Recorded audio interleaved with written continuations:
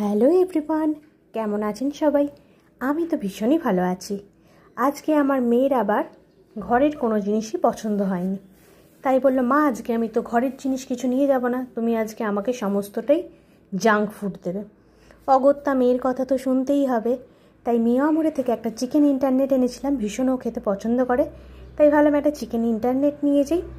তার সাথে ছিল লেজের যে প্লেন চিপসটা, সেই চিপসটা দিয়ে দিয়েছিলাম, এবং সঙ্গে তো পার্ক ছিলই, কারণ সুইটস তো ওকে দিতেই হবে। তাই লেজের কিছুটা চিপস আর পার্ক দিয়ে ওর জন্য আজকে লাঞ্চ বক্স রেডি করলাম। অবশ্যই এটা লাঞ্চ বক্স হয়নি, একদমই পেট ভর্তির মতন কিছু জিনিস নেই, তবু ওর আজকে চাহিদা যে এটা দিতেই হবে আমাকে, যার জন্য এটা রেডি করলাম। তোমরা একটু আইডিয়া দিও আমাকে কমেন্ট বক্সে, অবশ্যই জানিও কীরকম কী লাঞ্চ বক্স রেডি করলে বাচ্চারা টপ খেয়ে নেবে। আমার মেয়ে তো ভীষণ ঝামেলা করে, রেগুলার যদি একই রকম খাবার পড়ে, তার জন্য ওর জন্য ভেবে ভেবে আমাকে নানা রকম খাবার দিতে হয়।